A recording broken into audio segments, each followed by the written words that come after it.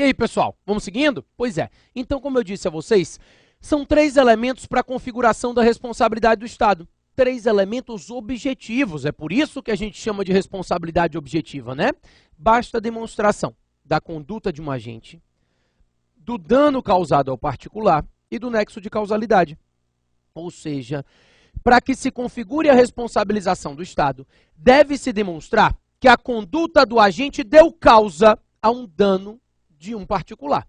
E aí, pessoal, quando eu digo que eu só preciso desses 3 elementos, conduta, dano e nexo de causalidade, eu estou abrindo mão de 2 elementos tradicionais quando se fala em responsabilidade civil.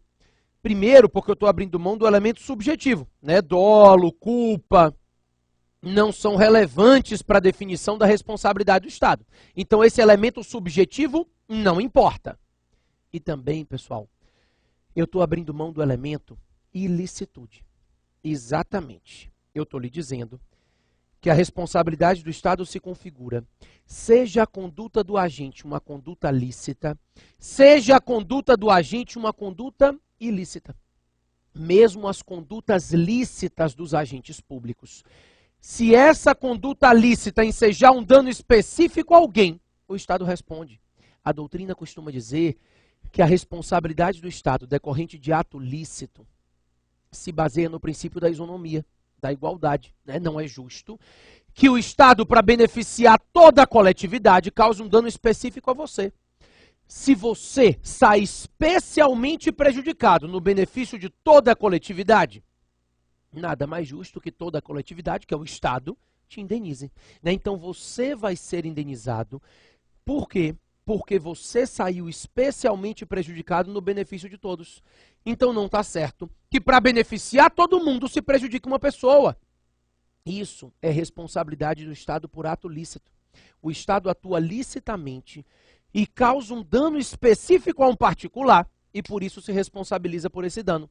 Se responsabiliza porque esse particular está sendo especialmente prejudicado no benefício de toda a coletividade. Isso não é possível, tá? Então, para que haja responsabilização do Estado, não precisa demonstração nem de dolo nem de culpa do agente, ou seja, o elemento subjetivo é dispensável.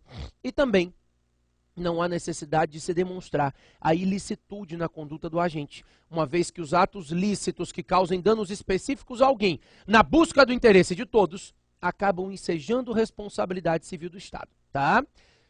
Tirei os 2 elementos que não me interessam. Vamos trabalhar os 3 que estão caracterizadores dessa responsabilidade, né? Primeiro, a conduta de um agente público que esteja atuando nessa qualidade. A ideia é que para que haja responsabilidade do Estado, o agente público deve estar praticando uma conduta atuando na qualidade de agente. Claro, pessoal, se o policial militar, mesmo fora do horário de trabalho, um policial militar estava fora do horário de trabalho, viu uma briga, disse polícia, atirou com a arma da corporação, atingiu alguém. Nesse momento, embora ele não estivesse trabalhando, ele atuou na qualidade de agente. Ele se valeu da qualidade de agente para causar o dano. Nesses casos, todas as vezes que o agente público atua e causa o dano agindo nessa qualidade de agente ou se valendo dessa qualidade, o Estado responde. Então esse é o primeiro ponto, tá? A conduta tem que ser de um agente público que esteja atuando nessa qualidade, porque aí a conduta do agente é imputada ao Estado, né? Além disso, um dano a um bem jurídico, um dano a um bem protegido pelo direito, ainda que exclusivamente moral, tá? Então, um dano jurídico, um dano a um bem jurídico, a um bem previamente garantido, a um direito previamente garantido pelo ordenamento jurídico, ainda que seja um dano exclusivamente moral. O Estado responde por danos materiais e responde também por danos morais em relação a particulares. E o nexo de causalidade, que é a demonstração de que a conduta do agente deu causa ao dano. Né? No Brasil, em direito administrativo, se aplica a teoria da causalidade adequada. Para que haja responsabilidade do Estado, basta você demonstrar que a conduta do agente por si só foi suficiente a ensejar o dano. Se você conseguir demonstrar que a conduta do agente público foi suficiente por si só a ensejar o dano, você já responsabiliza o Estado. Essa é a ideia. Daí, se eu lhe digo que estão 3 elementos de responsabilidade, conduta, dano e nexo, eu acho que fica muito fácil para você entender que a ausência de qualquer um desses 3 requisitos exclui a responsabilidade do Estado. Então, quando se fala em excludentes de responsabilidade, são excludentes da responsabilidade do Estado quaisquer situações que excluam a conduta, que excluam o dano ou que excluam o nexo, né? Se houver exclusão da conduta, do dano ou do nexo, haverá exclusão da responsabilidade. Exatamente. Agora, eu tenho 3 excludentes que são as mais famosas, né? As 3 excludentes mais famosas para fins de prova são o caso fortuito, a força maior e a culpa exclusiva da vítima. Não são as únicas excludentes. Eu repito que haverá exclusão de responsabilidade sempre que faltar um dos elementos, ou não houver conduta, ou não houver dano, ou não houver nexo. Agora, o caso fortuito, a força maior e a culpa exclusiva da vítima são as excludentes mais famosas, porque são hipóteses de exclusão do nexo causal. Nos 3 casos, nós estamos diante de situações em que se enxerga a conduta do agente e se enxerga o dano. O que vai ser excluído é o nexo de causalidade entre a conduta e o dano. Então, se consegue enxergar a conduta e o dano, quebra-se o nexo causal. São hipóteses de exclusão do nexo causal. Então, por exemplo, aqui em Salvador, só para você ter um exemplo, foi verdade isso. Um rapaz resolveu se matar. Mas ele disse, eu não vou matar igual todo mundo não, cortando os pulsos, comendo veneno, né? Foi um negócio diferente, criativo. Pular de uma passarela aqui. Subiu na passarela aqui de uma avenida grande, na paralela, e disse, assim que vier um carro que eu não simpatize, eu pulo embaixo. Pulou embaixo de um carro da polícia. Veio um carro da polícia, ele disse, foi bem esse que eu não simpatizei. Pulou embaixo, o carro da polícia passou por cima e ele não morreu. Ficou tetraplégico. Resolveu propor uma ação contra o Estado. E aí eu te pergunto, houve conduta do agente? Claro, dirigiu o carro, passou por cima dele. Houve dano? Indiscutivelmente. A conduta do agente por si só foi suficiente a ensejar o dano? Não. O que ensejou o dano foi a conduta da vítima, de pular embaixo do carro. No momento que ela pula embaixo do carro, ela causa o dano diretamente. Então, essa culpa exclusiva da vítima acaba quebrando o nexo de causalidade entre a conduta do agente e o dano, e por isso excluindo a responsabilidade do Estado. Então, nesses casos, de caso fortuito, força maior e culpa exclusiva da vítima, nós estamos diante de hipóteses de exclusão do nexo causal e, consequentemente, exclusão da responsabilidade, tá? Tudo isso que você aprendeu, toda essa responsabilidade objetiva que você acabou de anotar, decorre de uma teoria que a gente chama de teoria do risco administrativo. A teoria do risco administrativo é a teoria que justifica a responsabilização do Estado. A ideia, pessoal, é que a atividade administrativa é arriscada. Ninguém consegue agradar 100% das pessoas, né? Então, buscar o benefício de todo mundo ao mesmo tempo é arriscado. No momento que o Estado assume o risco de exercer a atividade administrativa, ele se responsabiliza objetivamente por todos os danos que decorram desse risco. Então, a atividade administrativa é arriscada e no momento em que o Estado assume o risco de exercer essa atividade administrativa, ele se responsabiliza objetivamente por todos os danos que decorram desse risco. Essa é a ideia. A teoria do risco administrativo estabelece exatamente isso. A responsabilidade do Estado é objetiva porque ele assumiu o risco de exercer a atividade administrativa. Bacana? A teoria do risco administrativo se contrapõe à teoria do risco integral, que é uma teoria um pouco mais radical, né? Quem adota o risco integral não admite as excludentes de responsabilidade. O Brasil não adotou o risco integral, salvo em algumas exceções que não interessa a gente conversar aqui porque não vai dar tempo, né? Dano nuclear, dano ambiental. Existem algumas discussões, mas a princípio, o risco integral enxerga o Estado como garantidor universal. E por isso, quem adotaria o risco integral não admitiria nenhuma exclusão da responsabilidade do Estado. A princípio, o direito brasileiro adotou a teoria do risco administrativo. Responsabilidade objetiva, mas com excludentes. Tá bom? Agora, toda essa responsabilidade objetiva decorre da conduta do agente, né? E como é que fica a responsabilidade do Estado? Nas hipóteses em que o dano decorre justamente da ausência de conduta. Como é que fica a responsabilidade do Estado? Naqueles casos em que o dano decorre da não conduta do agente. A responsabilidade decorrente da omissão do agente público. Nesse caso, pessoal, quando o dano decorre da omissão do agente, a doutrina costuma dizer que a responsabilidade do Estado é uma responsabilidade subjetiva, tá? Mas não é uma responsabilidade subjetiva que se baseia em dolo ou culpa do agente. Não, isso está superado, isso é muito antigo. É uma responsabilidade subjetiva que se baseia no que a gente chama de culpa do serviço, tá? Então anota aí. Culpa do serviço ou culpa anônima. O que é isso? A culpa do serviço ou a culpa anônima é a ideia de que a responsabilidade por omissão do Estado depende da demonstração de que o dano decorreu da má prestação do serviço no caso concreto. Então, para que haja responsabilidade civil do Estado, precisa se demonstrar que o dano decorreu da não prestação eficiente do serviço, da ineficiência na prestação do serviço, da má prestação do serviço no caso concreto. Então imagine, por exemplo, se você é assaltado, exemplo clássico, você é assaltado no meio da rua, o Estado responde? Não.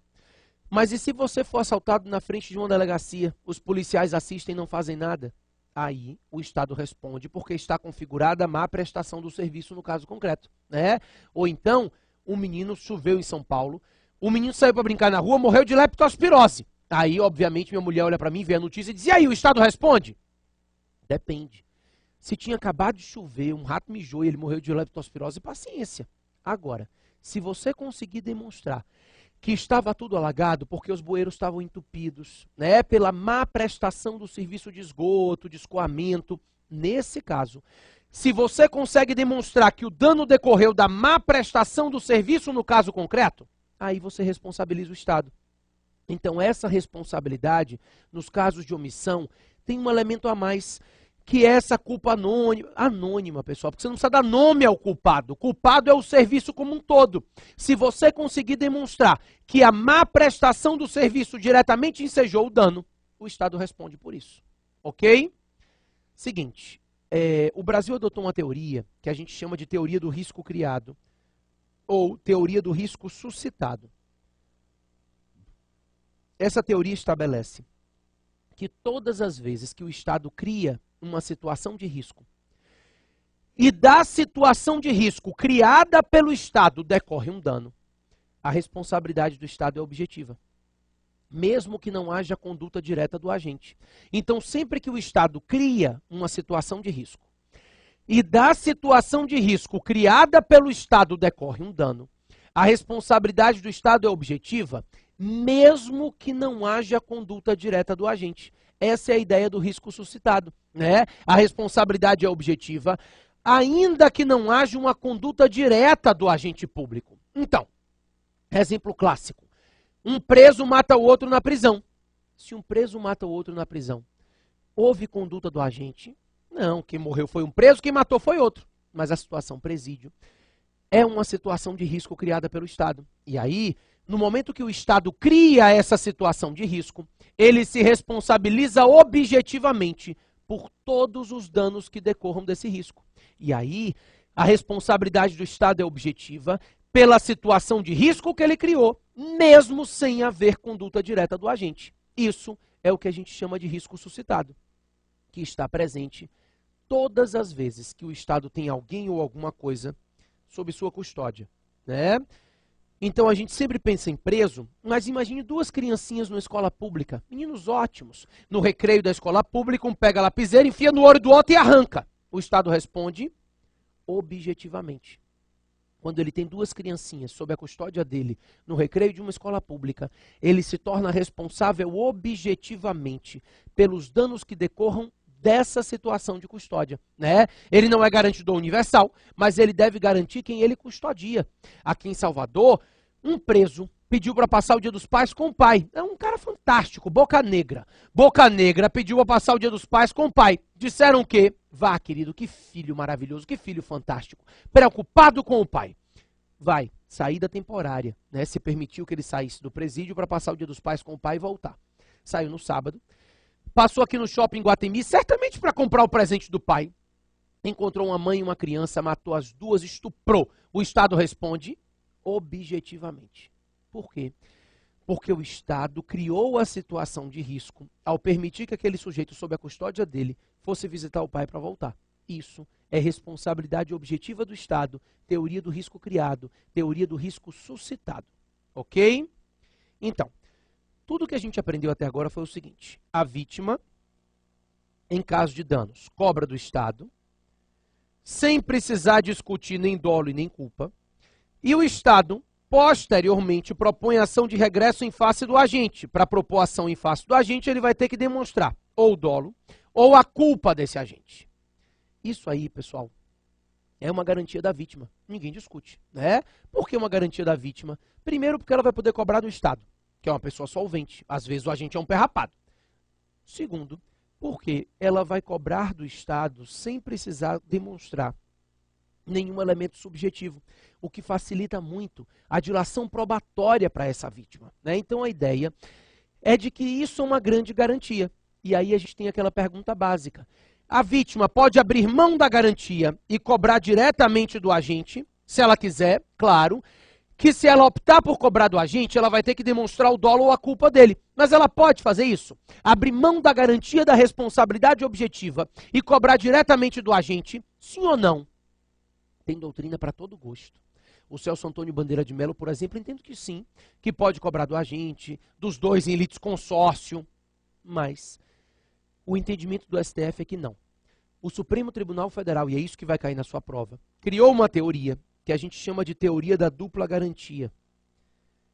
De acordo com essa teoria, o STF diz uma coisa muito simples.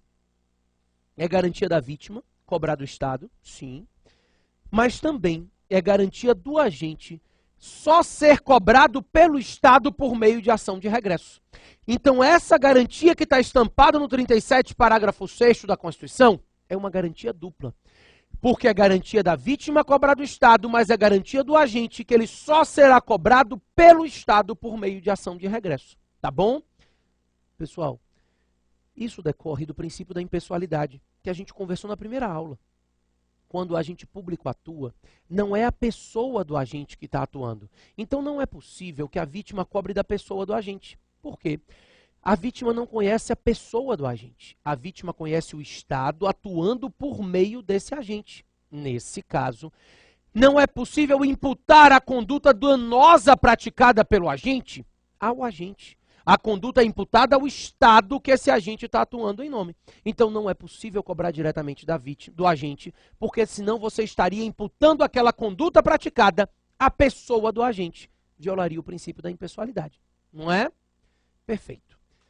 Só para a gente finalizar, existe uma discussão muito grande acerca da prescrição nas ações de reparação civil. Só para finalizar, porque meu tempo está acabando aqui, eu tenho que resolver 3 questões ainda, então não vai dar tempo de eu terminar a matéria, né? Claro, não terminei nenhuma, fiz um apanhado geral. Mas só para finalizar, eu queria falar de prescrição. É porque é o seguinte: o prazo de prescrição para a reparação civil do Estado teve a vida inteira regulamentado no decreto 20.910, de 32, e no artigo 1º-C também, da Lei 9494, de 97. Tanto o decreto quanto a lei estabelecem que a reparação civil em face do Estado prescreve em 5 anos. Velha e conhecida a prescrição quinquenal para as ações contra a fazenda pública, né? Então prescreve em 5 anos a ação de reparação civil em face do Estado. A prescrição para a ação de reparação civil é de 5 anos. Reparação civil em face do Estado prescreve em 5 anos porque era um benefício ao Estado. Na época estava vigente o Código Civil anterior, que dizia que a reparação civil prescrevia em 10 anos. Olha que benefício. Enquanto um particular ficava sujeito a uma ação contra ele por 10 anos, o Estado ficava sujeito a uma ação contra ele somente por 5 anos. O problema é que em 2002, com a edição do novo Código Civil, o artigo 206 do Código Civil estabelece que a reparação civil prescreve em 3 anos.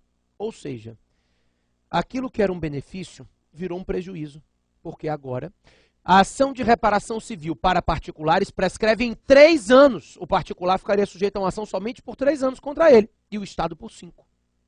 Parte da doutrina e da jurisprudência começou a dizer, então, que por ser o Código Civil uma lei posterior e mais benéfica ao Estado, se aplicaria a ele. E por isso, a reparação civil, inclusive em face do Estado, prescrevia em 3 anos. O STJ praticamente pacificou o entendimento de que isso não é verdade. Embora a gente tenha algumas decisões do STJ anteriores nesse sentido, hoje o entendimento é a reparação civil em face do Estado prescreve em 5 anos. E prescreve em 5 anos por quê? Com base em lei específica. Embora o Código Civil seja lei posterior, é lei geral. E lei geral não revoga a lei especial. Por isso, com base nas leis específicas de administrativo, o Decreto 20.910 e a Lei 9.494, a reparação civil em face do Estado prescreve em 5 anos. Bacana? Vamos para as questões? 38. Vem comigo. De acordo com o ordenamento jurídico brasileiro, a responsabilidade civil do Estado depende necessariamente a. Da comprovação de conduta comissiva, dolosa, ou omissiva culposa do agente público. Claro que não. Comissiva ou omissiva do agente, sem a necessidade de demonstração de dolo ou de culpa desse agente. A responsabilidade do Estado é uma responsabilidade objetiva. Falsa letra A. B. Depende da demonstração do nexo de causalidade entre a ação ou omissão de seus agentes e o dano causado a terceiros. Isso é verdade. O nexo causal necessariamente deve ser demonstrado. Então, o nexo de causalidade é um requisito para a responsabilidade civil do Estado. Então, realmente, a responsabilidade civil do Estado depende necessariamente da demonstração de nexo de causalidade entre a conduta do agente e o dano. Pode marcar a letra B. C. Da prévia condenação do agente público em procedimento disciplinar? Não. Não há essa necessidade da condenação do agente, porque não precisa haver a demonstração do dolo ou da culpa do agente. Para responsabilizar o agente, precisa, mas para responsabilizar o Estado, não. Né? Então está falso a letra C. D. Da comprovação da falha na prestação do serviço. Isso no caso de omissão, ok. Ou conduta dolosa do agente público. Essa parte não é verdade. Né? Não precisa haver demonstração de conduta dolosa e nem culposa. Basta demonstrar ou a conduta do agente, ou, no caso de omissão, a falha na prestação do serviço, como estava escrito ali. Falsa letra D também. E. Da omissão de agente público consubstanciada na negligência na prestação do serviço. Não depende necessariamente dessa omissão que demonstre negligência, né? Culpa. Basta demonstrar, nos casos de omissão, que o serviço foi mal prestado. Ainda que o agente público não tenha sido negligente, ainda que não haja culpa específica do agente. Então, ficamos com a letra B, né? Vamos para 39. De acordo com a Constituição Federal Brasileira, as pessoas jurídicas de direito público e as de direito privado, prestadoras de serviço público, respondem pelos danos que seus agentes nessa qualidade causarem a terceiros. Isso significa que a responsabilidade extracontratual do Estado, A, é de natureza objetiva, sendo afastada quando comprovada a culpa ou dolo exclusivo do agente, que em tal hipótese responde diretamente perante o particular. Não, isso é um horror. A gente já viu que o agente responde dolosa ou culposamente perante o Estado. O agente não pode responder perante o particular, porque a conduta do agente não pode ser imputada à pessoa dele, né? Quando o agente público atuou ali, quem estava atuando era o Estado e não a pessoa do agente diretamente. Então está falsa a letra A. B. É de natureza subjetiva, condicionada à comprovação de culpa exclusiva do agente público. Não, a responsabilidade do Estado não é subjetiva. E ela não depende de comprovação de culpa do agente. A demonstração da culpa do agente vai ser indispensável para a responsabilização do agente perante o Estado em ação de regresso, né? Então, para que haja ação de regresso em face do agente, vai ter que se demonstrar o dolo ou a culpa dele. Mas, para que o Estado responda perante a vítima, não há necessidade de demonstração nem de dolo nem de culpa. É o que a gente está falando aqui desde o início do bloco, né? Desde o final do bloco passado. C.